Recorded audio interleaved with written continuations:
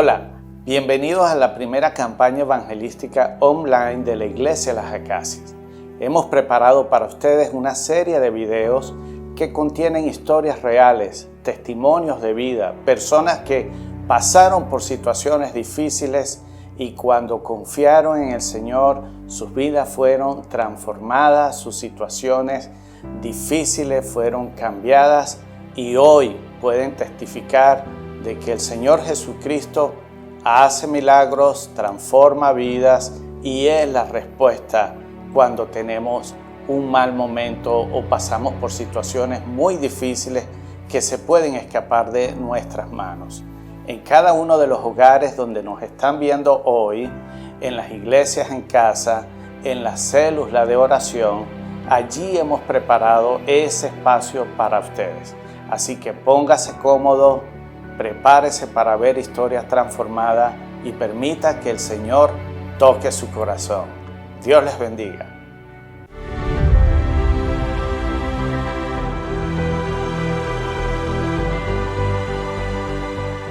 Haciendo memoria de la forma en que fui abuela, estuve analizando y recordando en aquellos tiempos que me tocó llevar a mi hija a hacerse unos estudios para saber cómo iba el embarazo. Y ese día no pudimos hacerle los estudios porque había demasiada gente. Cuando el siguiente día, que me dicen tienes que ir el siguiente día, ese día toda la noche estuve analizando y meditando y pensando de cómo estaba el embarazo, de que pidiéndole a Dios que todo saliera bien, ya que ella era primeriza y yo también era primeriza como abuela. Y ese día tuve un sueño en que yo estaba también allí y que me iban a hacer una citología y yo no entendía. Y ese día de la citología, en ese sueño veo que viene una doctora y la doctora le dice a la doctora que me iba a hacer la citología, que no me hiciera la citología, sino que me hiciera una biopsia. Y en ese momento yo despierto y no pensé mucho en el sueño, sino que desperté a mi hija y nos fuimos al hospital. Era un hospital que quedaba lejos. Cuando llegamos al hospital, me encuentro yo con una doctora amiga, porque yo estaba haciendo allí unas pasantías. Y la doctora, yo le estoy contando lo que yo estaba sintiendo en mi cuerpo y ella me dice, ay, pero ¿por qué no te hacemos una citología? Y mientras a mi hija le estaban haciendo el eco, yo paso a que me hagan la citología. Cuando estoy en el cubículo, la doctora me dice, vamos a hacerte la citología. En eso viene una doctora también y le dice, ¿qué le vas a hacer? No le hagas la citología, hazle una biopsia. Bueno, de verdad que allí yo me recordé del sueño y empecé a temblar, a llorar. Y yo decía, wow, ¿qué está pasando? Y decía, esto parece que ya lo había vivido. Bueno, así fue, me hicieron todo. Pero en ese momento yo sentía que yo tenía algo. Y en mi mente se me vino de que yo tenía cáncer. Y era porque ya yo también tenía una historia, que era mi hermana que había muerto de cáncer. Y bueno, y ahí empezó mi drama. Empezó el drama, como dicen. Ciertamente tenía cáncer, pero el cáncer que tenía estaba avanzado, tenía cáncer de útero grado 3B. Me hice todos mis estudios, me realizaron la braquiterapia, la quimioterapia y la radioterapia y la quimioterapia. Pero todo eso, como era tan agresivo, me hizo secuela. Y a pesar de que ya no tenía, el cáncer ya se había erradicado, sí tuve problemas en mi sistema. Allí empecé yo a bajar todo mi sistema hasta el grado de que los doctores me desahuciaron porque el doctor me dijo, ya no podemos hacer más nada por ti porque ya estás complicado. Y yo decía, bueno, pero a mí lo que me preocupaba era porque yo le decía a Dios, todavía no conocía a Dios, pero yo le pedí a Dios y le decía que no me le muriera a mis hijos. Y esa era todos los días. Yo le decía a él que no me le muriera a mis hijos, porque no quería que mis hijos vieran la experiencia que ya habíamos pasado con mi hermana, con sus hijos. Y en vista de que ellos estaban todo el tiempo encima de mí, yo le decía al Señor que no permitiera, entonces como no conocían al Señor como era, yo le decía que me muera en el camino, que me muera en el hospital, pero no a mis hijos. Ya los doctores, cuando fui un tiempo al hospital, los doctores ya me dijeron, mira, de verdad que los dolores eran muy fuertes, me ponían morfina y todo eso y nada me quitaba el dolor. Hasta un día que me llevan al hospital con un derrame y tuve un derrame muy fuerte y cuando llego al hospital tenía una hemoglobina en 3 y el doctor dice, no lo podemos parar, este derrame que tiene. Y yo les pido que más bien arreglen todo y que pasen un tiempo con ella, porque ya nosotros no podemos hacer más nada. Y en ese tiempo, cuando ya lograron hospitalizarme, porque no me querían hospitalizar, llega una persona a la cual yo no soportaba mucho, porque habíamos tenido problemas, y ella va al hospital y le dice que quería hablar conmigo. Y ella estuvo hablando conmigo y me habló de Dios. Y a mí dice, quiero hablarte de Dios, porque Él hizo un milagro conmigo y sé que lo puede hacer contigo. Y ella estuvo hablando conmigo y yo tenía mucho dolor, a mí no se me quitaba el dolor. Y ese día yo pude sentarme a conversar con ella y después que conversé con ella, ella yo le digo, me sentí cansada, yo me acuerdo que yo confesé a Cristo y después mi hija le dice a los que estaban allí, por favor, ¿será que pueden retirarse, que mi mamá necesita descansar? Bueno, les digo que me quedé dormida, dormí toda mi noche, me desperté el siguiente día con apetito y de ahí empezó mi recuperación. Mi recuperación hasta que lograron operarme y me operaron y antes ese día cuando me iban a operar, me recuerdo que iba en el pasillo, cuando iba a salir de la habitación que me llevaban a pabellón, me dice mi hija, mamá, la están llamando. Y me pasa el teléfono y yo contesto y era una persona que yo no conocía. Y él me dice, Cristo está contigo, Cristo te ama, estás en las manos de Dios. Y así fue. Yo entré en el ascensor y todas las personas que me tocaban me decían, estás en las manos de Dios. Cuando yo me despierto, yo quería gritar, yo quería hablar, porque todo eso era lo que yo tenía en mi memoria, que hasta el momento que yo me pusieron la anestesia, me hablaron de Dios. Y cuando yo desperté, yo le decía a mi hija, y me tuvieron que poner un tirro porque yo quería hablar y no podía hablar. Y hasta el día de hoy, hermanos, yo digo, el Señor ha estado y sé que siempre va a estar, porque me dio una oportunidad para que, primero, por lo que yo le decía, no me dejes que me le muera a mis hijos, ya que mis hijos todos estaban pequeñitos. Y el Señor me dio la oportunidad de ver crecer a mis hijos y también de servirles. Porque sin saber lo que estaba diciendo, cuando vine a dar el testimonio aquí, lo que yo decía era, mi vida te la doy en adoración. Y así ha sido, hermano. Y no hay nada más maravilloso que saber que hay un Dios que siempre ha estado, que está y que estará con nosotros. Amén.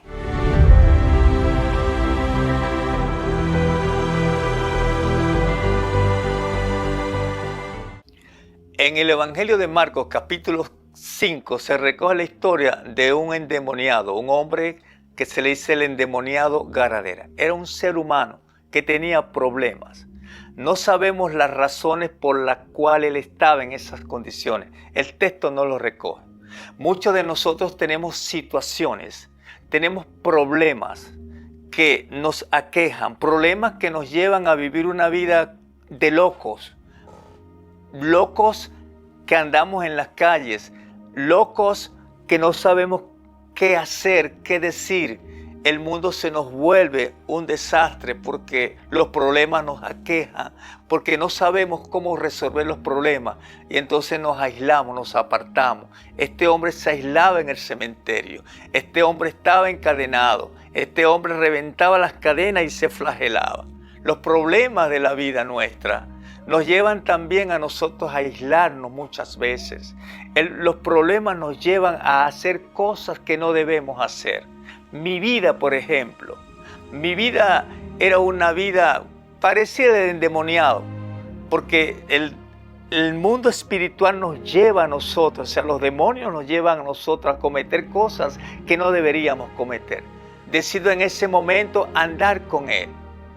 mi Señor, mi amado Salvador, fue a ese lugar donde yo me encontraba, a esa cárcel donde yo me encontraba, y allí donde pensaba que ya no tenía esperanza, sumergido en drogas, sumergido en delincuencia también, sumergido en la brujería en ese lugar. Mi amado Señor se llegó a ese lugar, y al igual que el gadareno, pude escuchar su voz, pude escuchar las palabras del Señor, su mensaje para mí, y de ese momento decidí caminar con el Señor. Mi vida, cuando yo decido caminar en el Señor, después de haber sido lo que fui, caminé con Él, pero me aparté del Señor. Las drogas me llevaron otra vez, las cadenas me volvieron a atrapar y volví otra vez, no a la delincuencia, sino a las drogas. Y salgo en libertad, amigos, y agarré la indigencia. Me fue a la indigencia, me entregué de lleno a la droga. Me olvidé de mis hijos, me olvidé de mi familia, porque cuando estuve preso perdí todo mi hogar, mi mujer, mis hijos. Pero cuando andaba en la calle recogiendo basura, cuando andaba en la calle como un indigente, como este endemoniado gadareno, mis hijos cuando me veían me decían: papá, ¿hasta cuándo vas a seguir así? Papá, ¿hasta cuándo? Y les digo que cuando yo veía a mis hijos, yo me apartaba, me escondía para que mis hijos no me vieran en esa condición. Anduve recogiendo basura, comiendo desperdicio de las calles, durmiendo en los puentes allí en la avenida Roosevelt, durmiendo en las tumbas en el cementerio, en los sótanos, peor que el endemoniado gadareno. Allí estuve durmiendo en un mausoleo de la familia Francia Reina, allí durmiendo. Abajo calientico el calor por el frío del alma. Pero mi Señor, después de pasar tanto tiempo, cuando pensé que no tenía esperanza también en la calle, cuando la droga ya me estaban destrozando, mi Señor volvió otra vez a llamarme. Mi Señor volvió a darme la oportunidad. Y de esa manera yo pude volver al Señor. Y cuál endemoniado gadareno, vaya la comparación, hoy día soy una nueva criatura, bañadito, limpiecito, tengo mi esposa, tengo una hija, nieta que estoy criando. Mis hijos hoy día me dicen: papá, no vuelvas otra vez a como era antes. Hoy día, sin yo decirle muchas cosas a mis hijos, mi testimonio, la vida que vivo, es un ejemplo para ellos, porque de esa manera, sin muchas palabras, con la conducta, mis hijos han visto que hay un Dios que transforma, que hay un Dios que cambia, que hay un Dios que nos da esperanza.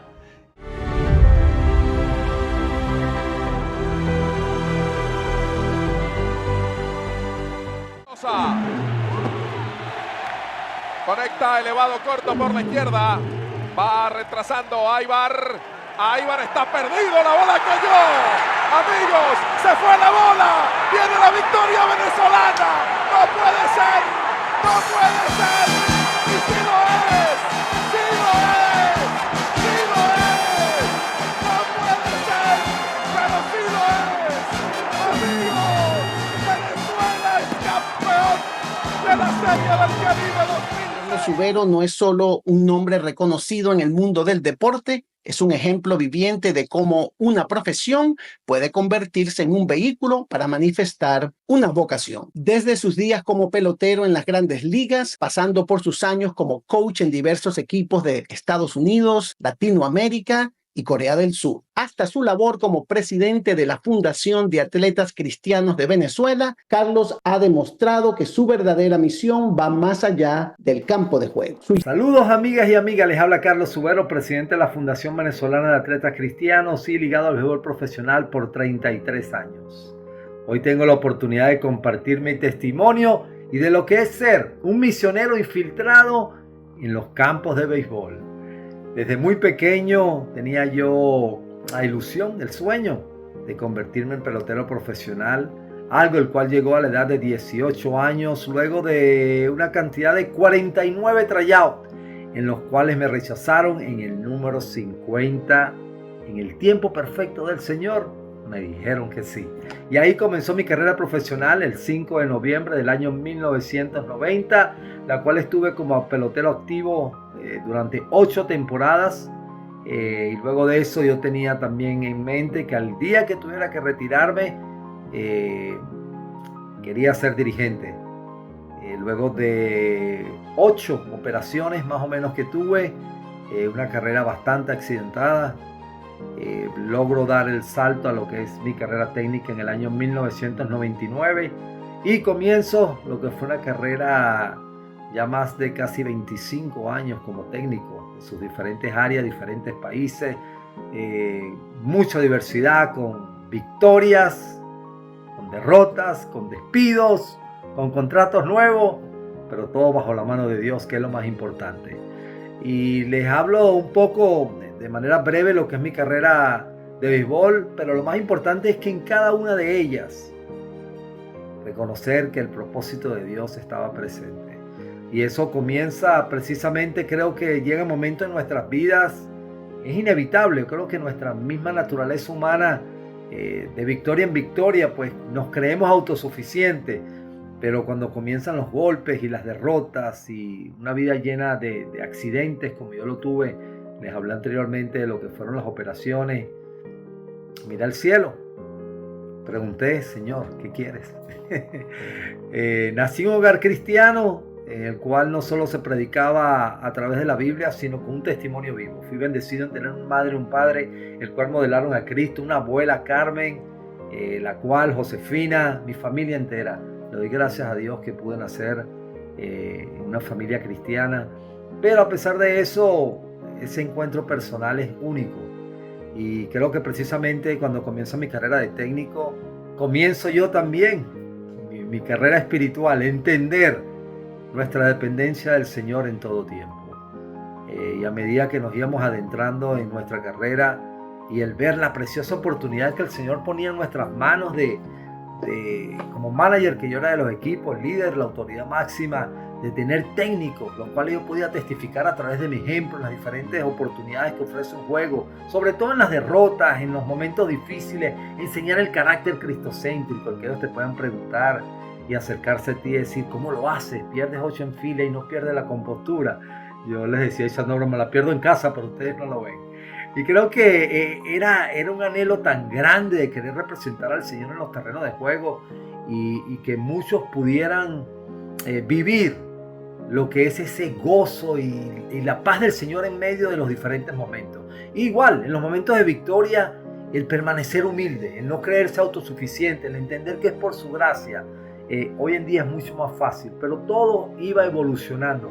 Sobre todo los peloteros, muchachos que al igual que yo, teníamos el sueño de llegar a grandes ligas. En mi caso no llegué como pelotero, sí pude llegar como técnico, y el verlos a ellos afanarse por su carrera, creer que tienen control de su carrera y el poderles predicar a ellos fuera de un terreno de juego o inclusive en los mismos terrenos de juego después de juegos adversos que ellos tenían y presentarles a Cristo.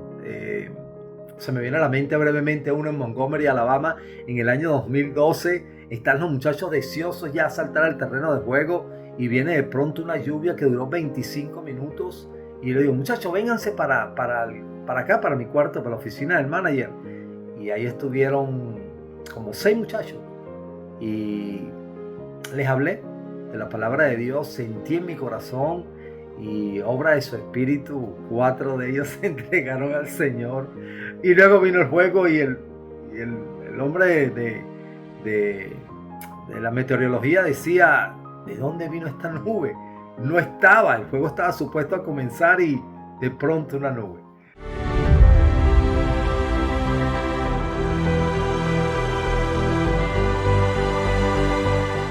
Siempre he escuchado historias y también muchísimos testimonios de personas que me dicen cómo llegaron a los pies del Señor, y esas personas tenían muchas carencias económicas, problemas de salud, problemas de conducta, en fin.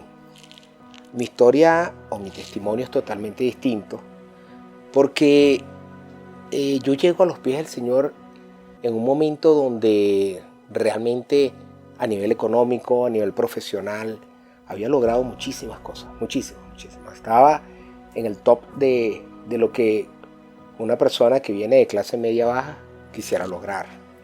Estaba trabajando para una institución bancaria con un cargo muy importante, trabajaba para el Banco Mercantil y recuerdo que era un holding mercantil y trabajaba en Banco Mercantil Miami, estuve en el Commerce, estuve en Banco Mercantil Colombia. Realmente tenía y estaba muy cómodo económicamente, pero siempre tenía un vacío muy grande. Recuerdo que era un vacío que me hacía pasar de la alegría a la tristeza en cuestiones de segundos.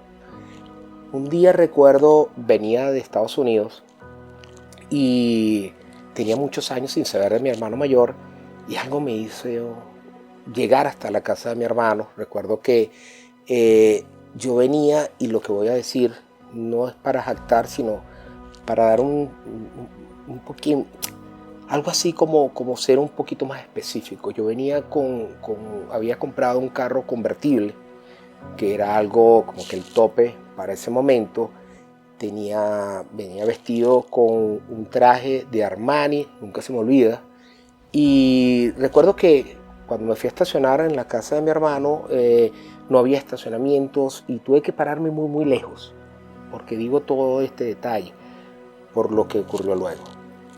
Recuerdo que bajé a la casa de mi hermano, caminé muchísimo, como 2, 3, 4 cuadras, no recuerdo, pero me quité el saco, me quité la corbata, enrollé las camisas y subo, llego a la casa de mi hermano y me abre la puerta una persona a la cual no conocía y entro y veo que había como especie de una fiesta, algo así, ¿no?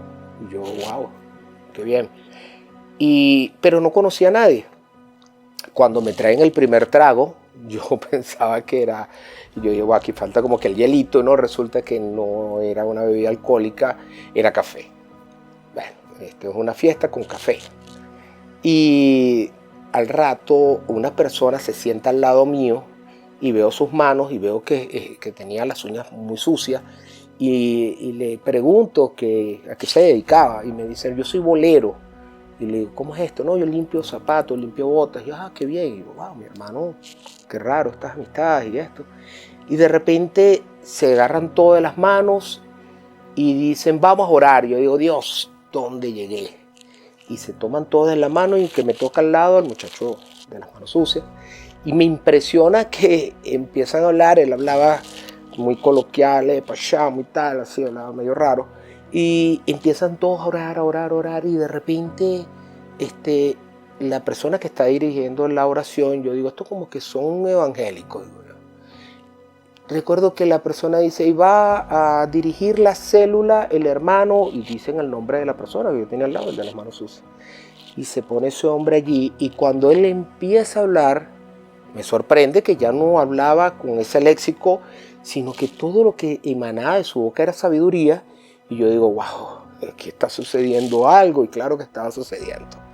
¿Recuerdan cómo comencé este cuento, no? Cómo empezó este testimonio. Yo nunca dije, ni nadie vio en qué carro llegué, ni qué marca de traje yo cargaba. Y de repente cuando el hombre empieza a hablar, dice, porque puedes estar vestido de Armani, puedes tener el vehículo del momento, pero tu alma está vacía. Wow. Yo recuerdo que en ese momento yo me caí por completo. Algo entró en mí y yo empecé como, wow, ¿quién le dijo a este señor que era yo, o sea, lo que estaba pasando? Algo que se me olvidó decirles es que mi hermano y yo no teníamos conversaciones desde hacía mucho rato. En eso, ese hombre empieza a orar.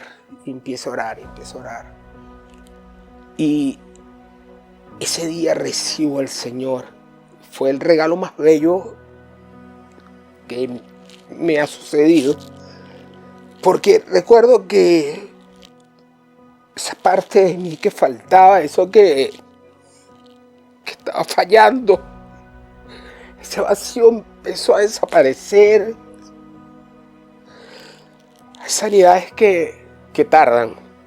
Todo está en la voluntad del Señor. Hay otras que son inmediatas. La mía fue inmediata. Yo recuerdo que eso fue nacer de nuevo. En ese momento, wow, empezó a mi vida a tener sentido. Y ustedes dirán, bueno, pero para que un hombre, un empresario, una persona con todo lo que tiene, necesita al Señor. Fíjense algo. El Señor me estaba preparando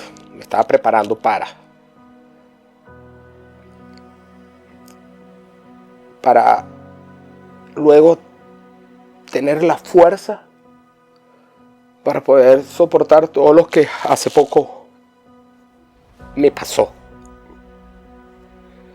De ser una persona que lo tuvo todo. Perdí mi hogar, perdí mi familia, perdí los negocios, pero ya no estaba vacío porque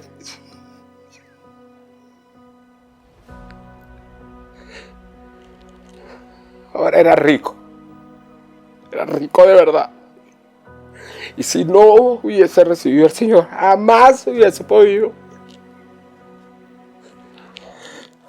soportar todo lo que viví. Claro, fui probado y ahora el Señor nuevamente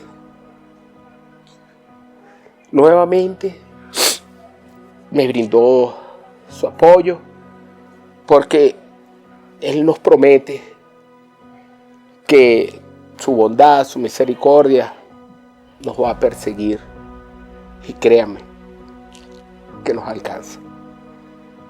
Aquí estamos nuevamente, pero ahora revestidos con este poder que solo Él nos da, y lleno de esa paz que sobrepasa todo entendimiento y que Él nos regala. Dios los bendiga.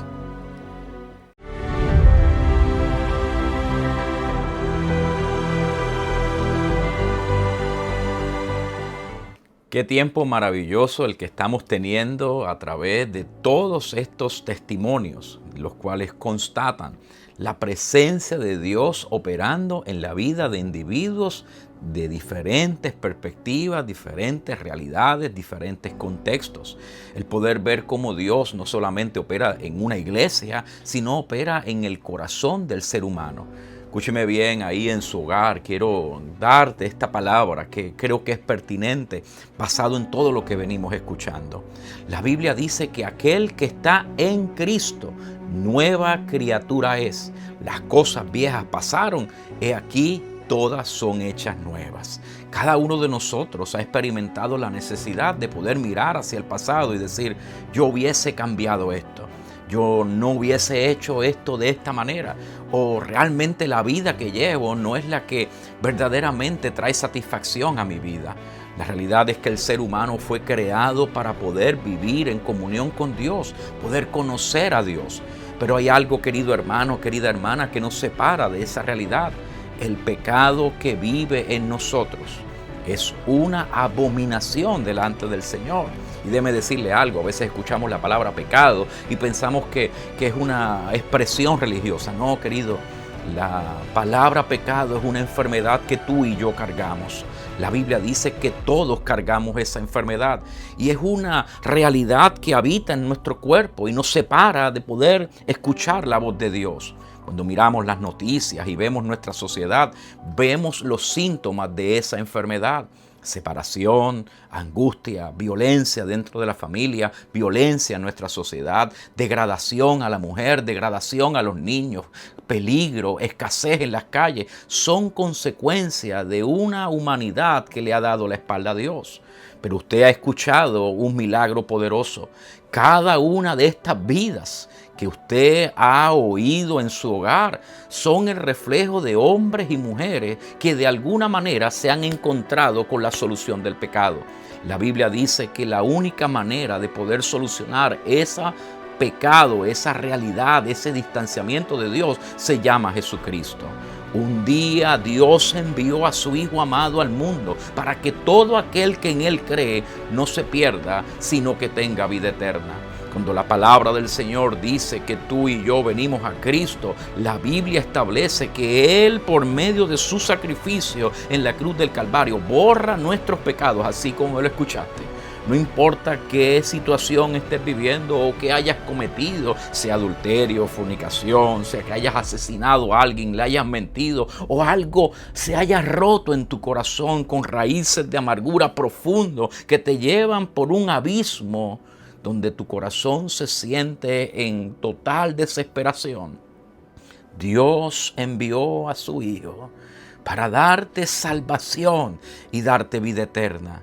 Ahí es donde el texto que te quiero enseñar, aquel que conoce esa realidad de Cristo, las cosas viejas pasaron y hay una nueva vida destinada para ti.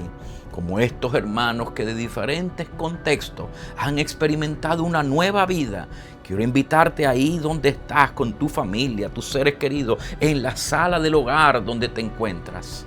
Es muy sencillo. Simplemente háblale a Dios. Confiésale tus pecados. Confiésale el haber vivido alejado de Él. Entrégate de todo corazón y dile conmigo estas palabras. Mientras oras, habrán algunos hermanos que estarán contigo orando también ahí en tu hogar y pidiéndole al Señor por tu vida para que sea Dios llenándote con la experiencia de un nuevo nacimiento. La Biblia dice que el que confesare delante de los hombres que Jesucristo es el Señor, el Padre Celestial le confesará delante de los ángeles del cielo que ese tú, querido hermano, querida hermana que me ves en este momento, serás llamado un hijo de Dios. ¿Quieres ser un hijo de Dios? ¿Quieres ser una hija de Dios? ¿Quieres empezar de nuevo tú y toda tu familia? La Biblia dice: el que cree en Jesucristo será salvo, tú y toda tu casa. Que hoy la salvación entre en tu hogar y conmigo puedas orar diciendo: Padre y soberano Dios, en este momento te entrego mi vida. Quiero confesar con mis labios y creer en mi corazón que Jesucristo es el Señor y el dueño de mi vida. Padre, entra en mi vida, limpia mis pecados y dame una nueva vida en Cristo Jesús. Oro creyendo en el poderoso nombre de Jesús. Amén, amén, amén. Oh, querido hermano, querida hermana, si has hecho esta oración, la Biblia dice que tu nombre ha sido escrito en el libro de la vida. Cerca de ti habrá hermanos y hermanas que estarán orando contigo y te ayudarán en poder crecer en esta nueva vida que Dios te ha dado. Aquí en la Iglesia Evangélica Pentecostal Las Acacias tienes una familia que estamos listos para poder atenderte y ayudarte a poder crecer en la vida de la fe. Ha sido un honor para mí poder llegar hasta tu hogar y traerte la palabra de la salvación. Sigan compartiendo y juntos vivamos la familia de la fe. Dios te bendiga.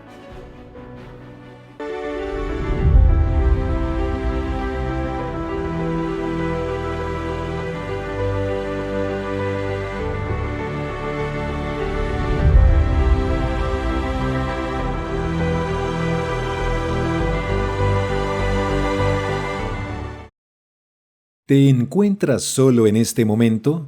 ¿Te gustaría conocer más sobre el Dios que transformó la vida de las personas en este video? Queremos recordarte que no estás destinado a caminar en soledad.